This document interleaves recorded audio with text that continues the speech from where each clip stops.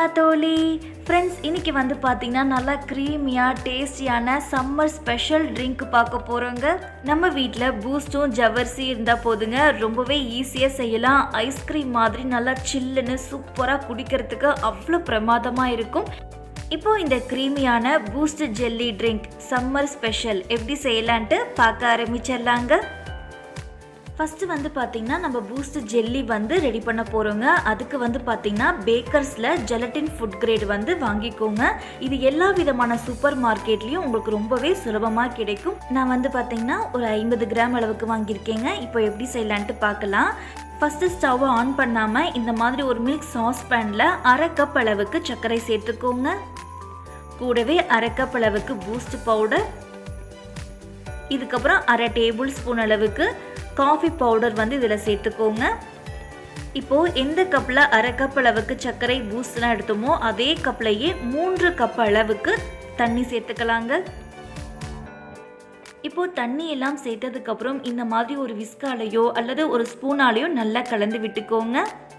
இப்போது இது எல்லாத்தையும் நல்லா கலந்ததுக்கப்புறம் நம்ம வாங்கின 50 கிராம் ஜெலட்டின் பவுடர்லேருந்து 30 கிராம் அளவுக்கு மட்டும் சேர்த்துக்கோங்க. ஜெலட்டின் இது வந்து ஒரு 2 டேபிள் ஸ்பூன் அளவுக்கு இருக்குங்க. இதை சேர்த்துட்டு நல்லா இந்த மாதிரி கலந்து விட்டுக்கோங்க. இப்போ இது எல்லாத்தையும் நல்லா கலந்தாச்சு. இதுக்கப்புறம் இதை அப்படியே ஸ்டவ்வில் வச்சுட்டு நல்லா கலந்துக்க ஆரம்பிச்சுக்கலாங்க. ஃப்ரெண்ட்ஸ், இப்போ பார்த்தீங்கன்னா நல்லா இது கலந்ததுக்கப்புறம் ஒரே ஒரு டைம் மட்டும் நல்லா கொதிச்சு வரட்டுங்க. இப்போ பார்த்தீங்கன்னா நல்லா கம்ப்ளீட்டாக கொதிச்சு வந்துடுச்சு. இதை அப்படியே நம்ம இறக்கிக்கலாம்.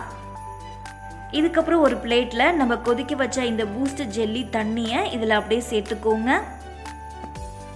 இப்போது இது கம்ப்ளீட்டாக ஆறி வரட்டுங்க. அதுக்குள்ளே வந்து பார்த்திங்கன்னா நம்ம ஒரு மில்க் சாஸ் பேனில் ஒரு 1/2 லிட்டர் அளவுக்கு தண்ணி சேர்க்காத ஃபுல் க்ரீம் மில்க் வந்து இதில் சேர்த்துக்கலாங்க. இப்போது பால் சேர்த்ததுக்கப்புறம் பார்த்திங்கன்னா நல்லா ஒரு டைம் கொதிச்சு வரட்டும். இப்போது பால் வந்து பார்த்திங்கன்னா நல்லா கொதிச்சு வந்துடுச்சுங்க. இதை ஒரு டைம் நல்லா கலந்து விட்டுக்கோங்க. இப்போது ஸ்டவ்வை கம்ப்ளீட்டாக சிம்மில் வச்சுக்கோங்க. இதுக்கப்புறம் பார்த்திங்கன்னா 1 கப் அளவுக்கு ஊற வச்ச ஜவ்வரிசியை வந்து எடுத்து வச்சுக்கோங்க.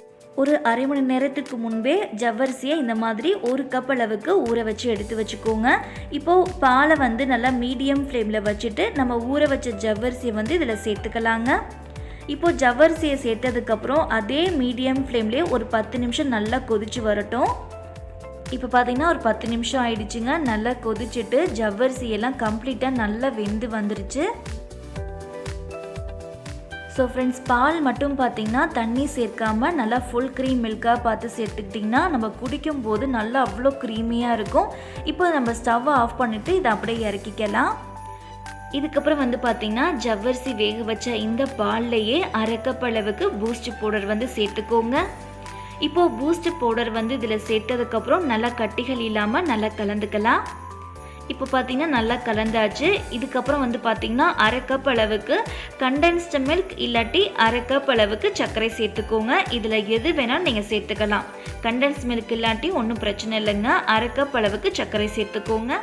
இப்போ இது நல்லா கலந்ததுக்கப்புறம் கம்ப்ளீட்டாக ஆற வச்சுக்கலாங்க. ஃப்ரெண்ட்ஸ், இதுக்கப்புறம் நம்ம ஆற வச்சுருந்தோம்ல வாட்டர் கன்சிஸ்டன்சியில் உள்ள இந்த பூஸ்ட் ஜெல்லி ஃப்ரிட்ஜில் உள்ள ஃப்ரீசரில் ஒரு அரை மணி நேரம் நீங்கள் வச்சு எடுத்துகிட்டு வந்துட்டிங்கன்னா வாட்டர் கன்சிஸ்டன்சியில் உள்ள இந்த பூஸ்ட் ஜெல்லி நல்லா இந்த மாதிரி உங்களுக்கு கெட்டியாயிடுங்க. இதுக்கப்புறம் பார்த்திங்கன்னா ஒரு நைஃப் எடுத்துகிட்டு இந்த மாதிரி நம்ம கட் பண்ணிக்கலாங்க. பூஸ்ட் ஜெல்லியை வந்து நல்லா குட்டி குட்டி பீசஸாக கட் பண்ணிக்கோங்க. ஃபஸ்ட்டு இந்த மாதிரி ஸ்ட்ரைட்டாக கட் பண்ணிக்கோங்க. இப்போ இந்த ஸ்ட்ரைட்டாக கட் பண்ணதுக்கப்புறம் இதை அப்படியே திருப்பிட்டு அதே மாதிரியே ஸ்ட்ரைட்டாக கட் பண்ணிங்க அப்படின்னா உங்களுக்கு குட்டி குட்டி பீசஸாக கிடைக்கும். இப்போ பார்த்தீங்கன்னா நமக்கு சூப்பராக பூஸ்ட் ஜெல்லி வந்து தயாராகிடுச்சு. இதுக்கப்புறம் ஒரு சின்ன ஸ்பூனால் அப்படியே எடுத்து விட்டீங்க அப்படின்னா நமக்கு நல்லா எல்லாமே எடுத்துகிட்டு வந்துடுங்க. இதே மாதிரியே மீதமுள்ள பூஸ்ட் ஜெல்லியும் இந்த மாதிரி ஒரு ஸ்பூனால் அப்படியே எடுத்து விட்டீங்க அப்படின்னா எல்லாமே தனித்தனியாக வந்துடுங்க. இப்போ நமக்கு பூஸ்ட் ஜெல்லி வந்து நல்லா சூப்பராக தயாராகிடுச்சு. ஃப்ரெண்ட்ஸ், ஆறுனதுக்கப்புறம் கொஞ்சம் தண்ணியாக இருக்கேன்னு நீங்கள் பயப்பட வேண்டாங்க. நீங்கள் ஃப்ரிட்ஜில் ஃப்ரீசரில் வச்சுட்டிங்க அப்படின்னா ஒரு அரை மணி நேரத்துலேயே உங்களுக்கு கெட்டியாயிடும். அதுக்கப்புறம் நீங்கள் இந்த மாதிரி பீசஸாக போட்டுக்கலாம். ஃப்ரெண்ட்ஸ், இதுக்கப்புறம் பார்த்தீங்கன்னா நம்ம ஜவ்வரிசி பூஸ்ட் பாலை நல்லா ஆற வச்சுருந்தோம்ல பாருங்கள். ஆறுனதுக்கப்புறம் உங்களுக்கு ரொம்ப க்ரீமியாக ஆகிடும் இந்த மாதிரி. இப்போது இதை நல்லா இந்த மாதிரி கலந்து விட்டுட்டு நம்ம பூஸ்ட் ஜெல்லியை வந்து இதில் அப்படியே சேர்த்துக்கலாம். இப்போ சேர்த்துட்டு நல்லா கலந்து விட்டுக்கோங்க. அவ்வளோதாங்க, நமக்கு சூப்பராக தயாராகிடுச்சு. இதுக்கப்புறம் பார்த்தீங்கன்னா நம்ம வீட்டில் இருக்கக்கூடிய சாதாரண ஒரு பவுலையோ இல்லை ஃப்ரிட்ஜில் வைக்கக்கூடிய ஒரு கண்டெய்னர் பாக்ஸ்லையோ இதை அப்படியே சேர்த்துக்கோங்க. இதுக்கப்புறம் இந்த ட்ரிங்கை ஒரு 2 மணி நேரம் நல்லா ஃப்ரிட்ஜில் வச்சு எடுத்துகிட்டு வந்துடலாங்க. இப்போது ஒரு 2 மணி நேரத்துக்கு பிறகு பார்த்தீங்கன்னா நல்லா சூப்பராக நல்லா சில்லுன்னு அருமையாக ரெடி ஆகிடுச்சுங்க. இதுக்கப்புறம் நம்ம ஒரு சர்விங் பவுலை அப்படியே பரிமாறிக்கலாங்க. ஃப்ரெண்ட்ஸ், நம்ம இதை குடிக்கும்போது பார்த்திங்கன்னா அந்த குட்டி குட்டியான பபிளான ஜவ்வரிசி, அப்புறம் அந்த பூஸ்ட் ஜெல்லி, அப்புறம் அந்த பாலில் வர பூஸ்டெல்லாம் சேர்த்துருக்கோம்ல, அதோடு நல்லா சில்லுன்னு குடிக்கும்போது வேறு லெவல் டேஸ்ட்டு தாங்க. ஸோ நீங்களும் வீட்டில் இந்த சம்மருக்கு நல்லா வீட்டில் கெஸ்ட்டுங்கெல்லாம் வரும்போது நல்லா தாராளமாக 4லேருந்து 5 பேர் வரைக்கும் நல்லா என்ஜாய் பண்ணி குடிக்கலாம். ஓகே ஃப்ரெண்ட்ஸ், இன்றைக்கி நம்ம ஜவ்வரிசி boost jelly drink summer special recipe பார்த்தோம்.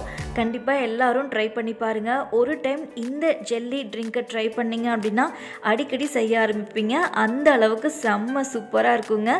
ஓகே ஃப்ரெண்ட்ஸ், இந்த வீடியோ உங்களுக்கு பிடிச்சிருந்தா லைக் பண்ணுங்கள், ஷேர் பண்ணுங்கள். என்னோடய மற்ற ரெசிபி வீடியோஸையும் பாருங்கள் ஃப்ரெண்ட்ஸ்.